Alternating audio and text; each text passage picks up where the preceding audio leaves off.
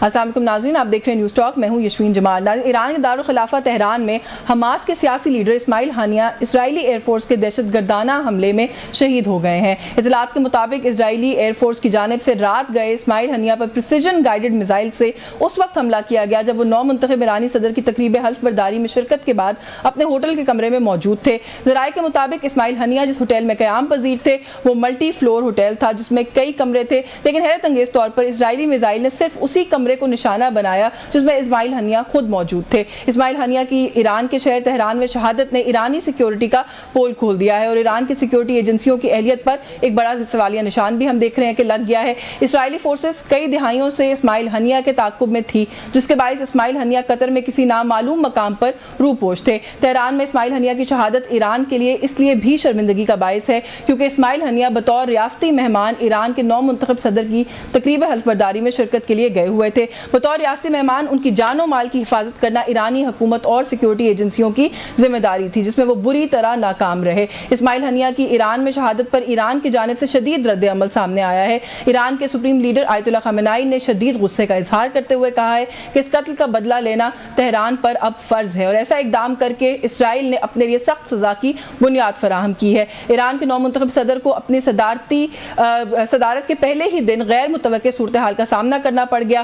ایسے میں ایران کے پاس جوابی کارروائی کے لیے کیا آپشنز موجود ہیں اور اس واقعے کا خطے کی مجموعی صورتحال پر کیا اثر پڑے گا؟ جی ناظرین، یہ ایک بہت ہی اہم، حساس، افسوسناک معاملہ، اس پر بات کریں گے۔ پروگرام میں آج ہمارے ساتھ موجود ہیں فلسطینی صحافی ہیں جلال الفرا نے ہمیں جوائن کیا ہے۔ بہت شکریہ سر آپ کا، آپ کے وقت کے لیے۔ ایکسپرٹ ہیں انٹرنیشنل افیئرز کی ڈاکٹر ہما بکائی ہمارے ساتھ موجود ہیں۔ بہت شکریہ ڈاکٹر صاحبہ آپ کا بھی، آپ کے وقت کے لیے۔ میں جلال صاحب اگر آپ سے گفتگو کا آغاز کر لوں سر، ایک بہت افسوسناک حملہ، اس کے اندر جو شہادت ہوئی بڑی وہ بھی افسوسناک، لیکن جیسے بھی ہم پروگرام سے پہلے بات کر رہے تھے کہ یہ تو ایک سلسلہ ہے جو کافی عرصے سے چل رہا ہے، افسوسناک انسیڈنٹس کا رک نہیں رہا، اور اس کے اندر ایک کڑی ہم نے دیکھا کہ ایک اور اس کا اضافہ جو ہے وہ ہو گیا۔ ایک تو کس طرح سے دیکھ رہے ہیں یہ معاملات، اب آپ کو کہاں جاتے ہوئے نظر آ رہے ہیں؟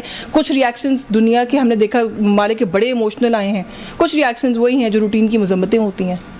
جی بسم اللہ الرحمن الرحیم، میں ان آیت سے شروع کروں گا جو ہمیشہ شہید اسماعیل ہانیہ صاحب ذکر کیا کرتے تھے اپنی خطبوں میں، اپنے سپیچ میں۔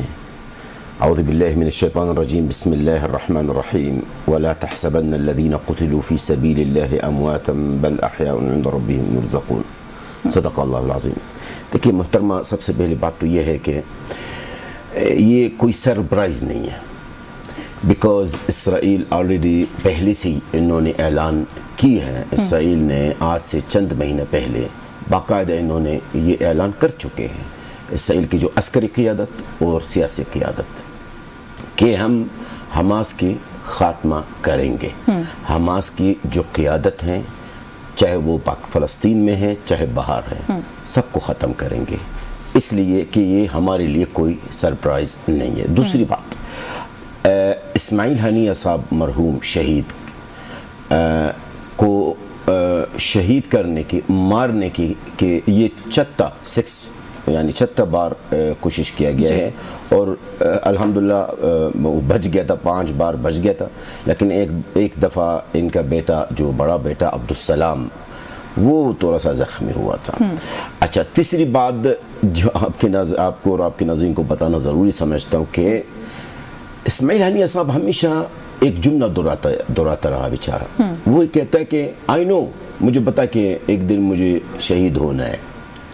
اچھا، دوسری بات، بڑی حیرت کی بات یہ بھی ہے نا کہ ایک شخص جو کہتا ہے کہ شہادت میری خواہش ہے، میرا تمنا ہے۔ اچھا، میں ان کی دفاع نہیں کر رہا ہوں، اب میں حماس کا نہیں ہوں، I am not Hamas, I am a neutral journalist، لیکن میں جس کے بارے میں جو ایک لیڈر ہے، بہت سچا لیڈر ہے، اسماعیل ہانیہ صاحب نے اپنی ساری زندگی جد و جہد میں گزارا۔ اسماعیل ہانیہ نے احمد یاسین صاحب کے ساتھ مل کر حماس کو بنایا سن 1987۔ اسماعیل ہانیہ صاحب ایک دیندار انسان تھا، اسماعیل ہانیہ صاحب ایک نفیس انسان تھا۔ اسماعیل ہانیہ کی شہادت کی وجہ سے آج میں اپنی بات کروں گا، امت مسلمہ کے آپ ذکر نہ کریں میرے سامنے، آج ہم جو غزہ کے عوام یتیم ہوئے ہیں، اب مہربانی کر کے امت مسلمہ کی بات نہ کرے، کیونکہ مجھے امت مسلمہ 10 مہینے سے نظر نہیں آئی امت مسلمہ صرف نام کی ہے. امت مسلمہ جو ہے نا، وہ اسماعیل ہنیہ صاحب تو بیچارہ شہید تو ہو گیا، اور وہ اللہ رب العزت جنتوں میں اعلی مقام میں ہوگا ضرور، لیکن امت مسلمہ کے جو بات آپ نے کیا نا، امت مسلمہ کو بتائیے گا کہ تیار رہیں فلسطینی بچوں کی فریاد کے لیے، جو وہ آلریڈی 17,000 فلسطینی بچے بیسز میں ان کو ملبہ کے نیچے سے نکالا گیا ہے، ان کے لاشوں کو. وہ آپ کی شکایت کر چکے ہیں، کریں گے نہیں، کر چکے ہیں آپ کی شکایتیں رسول پاک صلی اللہ علیہ وسلم اور اللہ تعالیٰ کا سامنے. اب سزا اور جزا کا دن ضرور آئے گا، اس کا انتظار کریں. ڈاکٹر ہما، آپ نے سینٹیمنٹ سنا، وہ کہتے ہیں کہ اس وقت ایک احساس یہ ہے کہ شاید یتیم ہو گئے ہیں ہم لوگ، ہمارے پاس ظاہر ہے ایک سربراہ چلا جائے اور اس طرح کی موومنٹ کا جو ہم دیکھ رہے ہیں پچھلے کچھ عرصے سے، تو شاید یہی سینٹیمنٹ بنتا ہے. انٹرنیشنل ری ایکشنز کو آپ کیسے دیکھ رہی ہیں؟ جلال صاحب کہتے ہیں امت مسلمہ کی بات نہ کریں، ری ایکشنز بھی ویسے جو مسلمان ممالک کے آئے ہیں وہ ایسے ہی ہیں کہ کیا ان پر بات کی جائے، بس وہی رسمی روایتی سی مذمتیں ہیں جو ہم دیکھ رہے ہیں. کہ جب سے یہ کانفلکٹ 10 ماہ پہلے شروع ہوا نا، تو جو ویسٹرن لابیز تھیں اور جو اسرائیلی لابیز ہیں، ان کا بھرپور کوشش تھی کہ وہ اس کو اسرائیل پیلسٹائن کانفلکٹ بھی نہیں کہتے تھے، وہ اس کو اسرائیل حماس کانفلکٹ کہتے تھے. لیکن جو پچھلے 10 مہینے کی ڈیولپمنٹس ہیں اور بالخصوص پچھلے 72 گھنٹے کی ڈیولپمنٹس ہیں، اس میں ہمیں ایسا لگ رہا ہے کہ اسرائیل پہ کیونکہ بہت پریشر بڑھ رہا تھا کہ وہ جنگ بندی بھی کرے، امریکہ کے اندر سے آوازیں اٹھ رہی تھیں کہ آرمز کی ترسیل بند ہونی چاہیے وغیرہ وغیرہ، تو اسرائیل جو تھا وہ اپنے لیے ایک کانفلکٹ میں اپنے لیے ایک سپیس نکالنا چاہ رہا تھا. دو بہت اہم ڈیولپمنٹس ہوئی. ایک انہوں نے حزب اللہ کے جو ہیڈ ہیں ان کو ٹارگٹ کیا، اور وہاں پہ بھی وہ کلیم کر رہے ہیں کہ انہوں نے ان کو شہید کر دیا ہے. اور دوسرا ٹارگٹ جو تھا وہ یہ تہران میں اسماعیل ہانیہ صاحب کا تھا. اچھا، یہ بہت اہمیت اس لیے رکھتا ہے، بالکل صحیح بات ہے کہ ان پر ماضی میں بھی 5 اٹیمپٹس ہوئی ہیں، لیکن وہ attempts on a third ground جس کو جو تنازع کا حصہ سمجھا جاتا ہے، کیونکہ جو اسرائیلی پرسیپشن ہے، جو اسرائیلی مائنڈ سیٹ ہے، اس میں یہ بات بالکل واضح طور پر ان کے ذہنوں میں یہ بات پنہا ہے کہ ایران نہ ہو تو حماس بھی نہ ہو اور حزب اللہ بھی نہ ہو. تو جو ان دو فیکشنز کو، دو انٹیٹیز کو ریزسٹنس رکھنے کی اجازت دیتی ہیں، وہ ایرانین سپورٹ ہے. تو میرا خیال ہے کہ وہاں پہ ایک مائنڈ سیٹ ہے کہ ہٹ کیا جائے نرو سینٹر کو. تو اس طرح سے انہوں نے تہران میں یہ اٹیک کر کے، سمجھیے جو نرو سینٹر ہے ریزسٹنس کا، اس پہ حملہ آور وہ ہوئے. پھر اگر میں آپ کو تھوڑا سا پیچھے لے جاؤں، آپ مجھے اجازت دیں، تو آپ کو یاد ہے کہ انہوں نے ایرانین انسٹالیشنز پہ ڈمیسکس میں ایک اٹیک کیا تھا اسرائیلیوں نے، انپرووکڈ، کوئی 3 مہینے پہلے، اور بہت کوشش کی تھی کہ امریکہ اس جنگ میں گھسٹ آئے یا ایران کوئی ٹف رسپانس دے دے. ایران نے تب بھی اسٹریٹجک ریسٹرینٹ کا مظاہرہ کرتے ہوئے ایک اسٹریٹجک رسپانس دی تھی. ایران کا طریقہ کار یہ ہے کہ وہ اپنی بات باور تو کراتا ہے لیکن جنگ میں نہیں ڈائریکٹلی انوالو ہونا چاہتا. اس وقت جس صورتحال ایمرج ہوئی ہے اور جو ایرانین ایئر اسپیس وائلیٹ ہوئی ہے، ایرانین ٹیریٹوریل سورینٹی وائلیٹ ہوئی ہے، اور ایران سے آپ نے سن لیا اسٹیٹمنٹ، انہوں نے کہا ہے کہ اسرائیل نے اپنے آپ کو سمجھے تیار کرنا چاہیے، یا ایران اسرائیل کے خلاف ایک بہت سخت ہارش بروٹل رسپانس آئے گا ایران کی طرف. تو ایران نے اس بات آپ سمجھ رہے ہیں کہ رسپانس بروٹل آئے گا. تھوڑا سا پہلے اس کو میں جلال صاحب کے پوائنٹ آف ویو سے انڈرسٹینڈ کر لوں، اس کو آپ فیلئر سمجھ رہے ہیں؟ جیسے ابھی ڈاکٹر صاحبہ نے کہا کہ ایران کو ریزسٹنس میں کھینچنے کی کوشش اس لیے کی جا رہی ہے کہ اس کو نرو سینٹر سمجھا جاتا ہے اس کانفلکٹ کا. ورلڈ لیڈرز وہاں پر موجود تھے، ایک بہت بڑا ایونٹ وہاں پر ہو رہا تھا، وہاں پر یہ سب کچھ ہو جانا، اس کو پہلے تو کیسے دیکھیے میں 2-3 پوائنٹ ہے بہت ضروری سمجھتا ہوں اس کو ذکر کرنا. سب سے پہلے بات تو اسرائیل غزہ کے اندر ناکام ہوا. देखिए बिल्कुल नाकाम हुआ ये। बच्चों को और सिविलियन लोगों को मारना कोई कामयाबी थोड़ी है। सही। इमारतों को, हस्पतालों पे हमला करना ये कोई फौज की कामयाबी नहीं होती। यहाँ पे एक बड़ा फौज है, बड़ा मुनज़्ज़म फौज है। हाँ ये बताएं कि आपने हमास की क़ियादत या हमास की मुजाहिदीन से कितने लोगों को मारा है, वो आप बताएं, वो नहीं है। तो अब देखिए मैं आपको आज सवाल किए बगैर मैं आपको एक सवाल का जवाब दूंगा। इस वक्त हमास का क्या रिएक्शन होनी चाहिए? मेरे ख्याल में इस वक्त हमास इस पोजीशन में नहीं है कि वो इनका कोई सख्त रद्द अमल हो। हमास 10 महीने से अकेला लड़ रहा है। हाँ। और इनके पास जो वसाइल हैं यकीनन उसमें कमी क्या शायद ख़त्म होने वाले होंगे। तो मेरे ख्याल में हमास की तरफ से कोई इतना सख्त रद्द अमल मैं एक्सपेक्ट नहीं कर रहा हूँ। अच्छा ईरान की जो बात है, मेरा एक सवाल है यार, ईरान एक पुराना मुल्क, एक बहुत बड़ा मुल्क है। ये किस तरह ईरान ने, मैं सवाल करना चाहता हूँ, पता नहीं आप लोग नशर करेंगे या नहीं, बहरहाल क्या ईरान सोए हुए थे? ईरान के जो इंटेलिजेंसेस हैं, ईरान के जो इदारे हैं, वो कहाँ हैं? ये मुझे समझ में नहीं आ रहा। और दूसरी बात, ईरान हमेशा अपना बदला जो है बयानातों में लेते हैं, अमली तौर पे कुछ वो जो कह रही है स्ट्रेटेजिक कोशिश करते हैं वो जवाब दें। देखिए मैं ये जो हुआ है इस्माइल हनिया साहब के साथ है, मेरे ख्याल में आप जब मेरा मुल्क में घुसकर किसी को मार देते, इस तरह वज़ाय हमला करके आप मार देते हैं, XYZ, चाहे वो इस्माइल हनिया हो या कोई भी हो, ये एक रीज़न बन सकता है, एक वजह बन सकता है कि बड़ी जंग के लिए। ईरान का रिएक्शन क्या है वो मैं सवाल करना चाहता हूँ।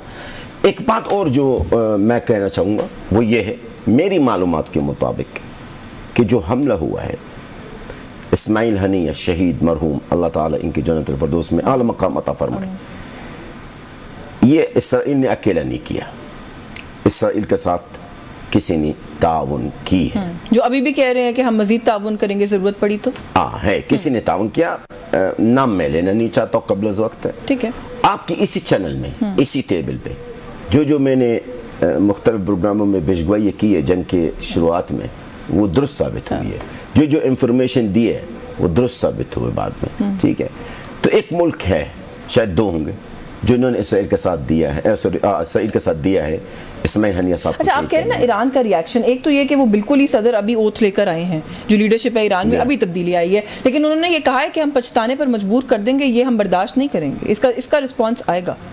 उन्होंने कहा हमारे मेहमान थे, हमारी टेरिटोरियल सॉवरेनिटी थी, ये किस तरह, ये तो काबिल बर्दाश्त बात नहीं है। आप मुझे ये बताइए, मैं ईरान की हुकूमत से, ईरान की क़ियादत से एक सवाल करना चाहता हूँ। आपके जब 8 लोग दिमश्क के अंदर, दमस्कस के अंदर जी, वो जब इनको मार दिया गया है, आपने क्या किया? कासिम सुलेमानी साहब वाला इंसिडेंट ले लीजिए, उसको साइड पर रखिए। अब मैं रिसेंटली, आपने क्या किया? मैं ईरान के खिलाफ नहीं हूँ, अल्लाह गवाह, लेकिन इस दफा उनकी अपनी टेरिटरी वायलेट हुई है ना, फर्क तो है। क्यों? दमस्कस मोहतरमा, दमस्कस के अंदर ईरान एम्बेसी है, वो भी ईरानी ब्रमिसीज कहा जाता है ना इंटरनेशनल लॉ में। तो आपने मेरी ज़मीन पर है ना, एम्बेसी है ना ये, बिल्कुल ठीक है। तो आपने मेरे 8 लोगों को शहीद किया, आपने क्या किया? आपने 200-300 ड्रोन, पता नहीं कितनी रॉकेट्स तल अबीब के ऊपर, इसराइल के ऊपर आपने मारा, एक बिल्ली भी नहीं मारा इसराइल के अंदर।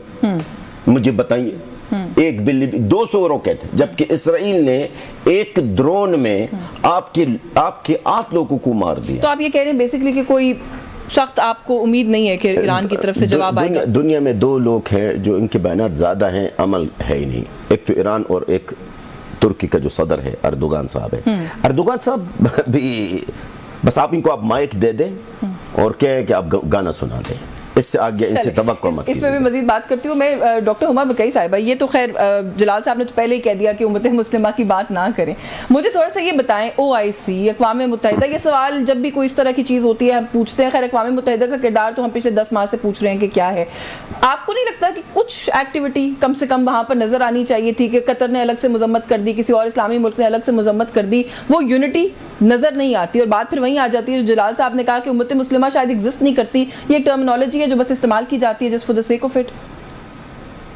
देखिए, मैं वहाँ तो जलाल साहब से डिसएग्री नहीं करूँगी। मुझे तो नहीं लगता कोई मुस्लिम उम्मा सोटू से है। अगर आप अरब पॉलिटिक्स देखें तो वो तो खुद कहते हैं that we are Arabs first and we are Muslim second.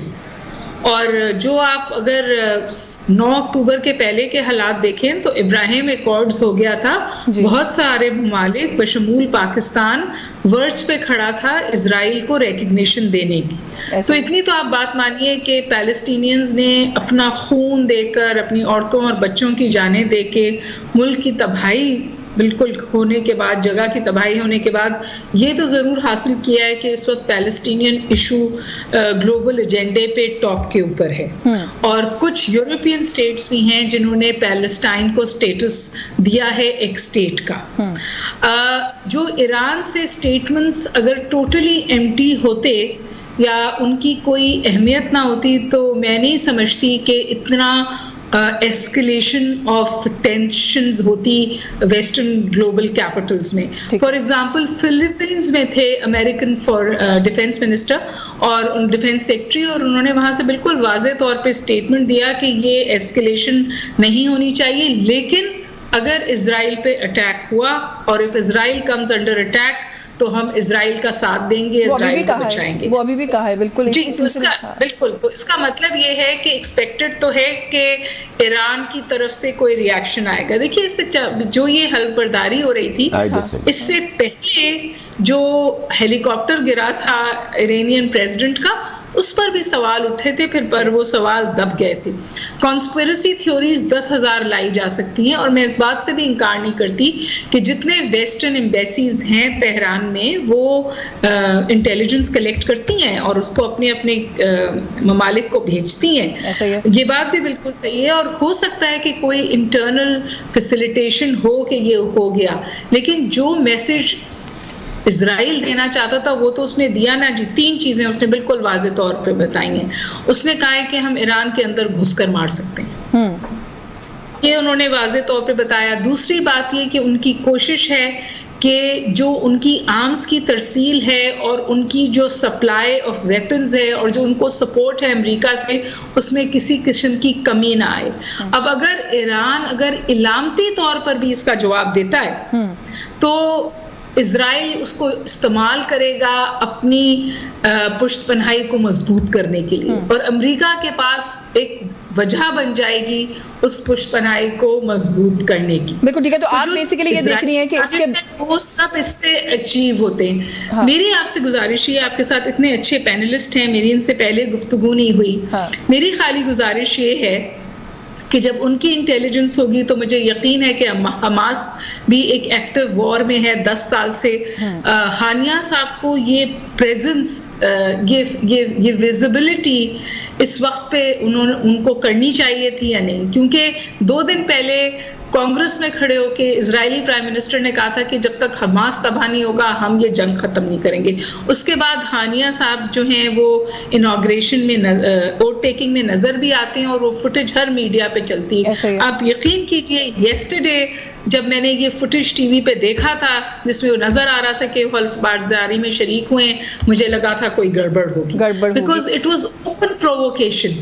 یہ اسرائیل کو بھی پرووکیشن تھی کہ نیکسس ہے ایران کا. بالکل ٹھیک ہے. ڈاکٹر صاحب تھوڑا سا میرے پاس وقت محدود ہے, یا آپ نے جو بات کی اور گزارش کر دوں آپ سے. دیکھیے حماس اور فتح کے بیچ میں حالات بہتر کیے گئے تھے تاکہ پوسٹ گورننس میکینزم بن سکے, جس میں چائنا ایک بہت اہم کردار ادا کر رہا تھا.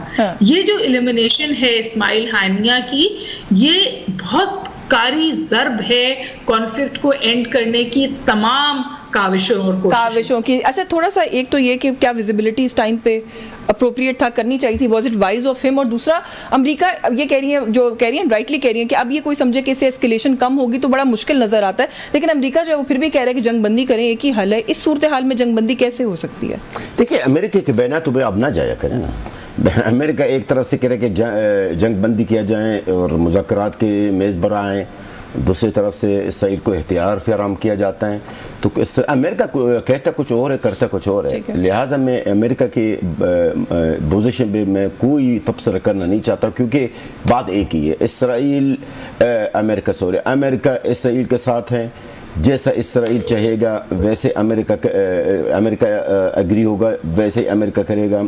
آپ نے ابھی بیچ میں ذکر کیا، دیکھو آپ کانگریس کے اندر جب یہ دہشت گرد وزیر اعظم اسرائیل کا گیا ہے تو کس طرح اس کو ہیرو کی طرح اس کو ان کا استقبال کیا گیا ہے۔ اس کا مطلب کیا ہے؟ اس کا مطلب یہ ہے کہ امریکہ بے نقاب ہوا ہے، امریکہ کا اصل چہرہ نظر آئی ہے نا کانگریس میں۔ اور کیا ہے کہ پورا امریکہ میرے خیال میں سمجھ لے اگر نہ بھی ہو تو 90% سے زیادہ، 90% سے زیادہ اسرائیل کے ساتھ ہے اور فلسطینیوں کی جنوسائیڈ۔ چلے بس بریف کامنٹ کر دیجئے، وقت ختم ہو رہا ہے میرے پاس۔ جو ڈاکٹر صاحبہ نے بات کی، آپ کے خیال میں ٹھیک کیا ویزیبلٹی کرنی چاہیے تھی؟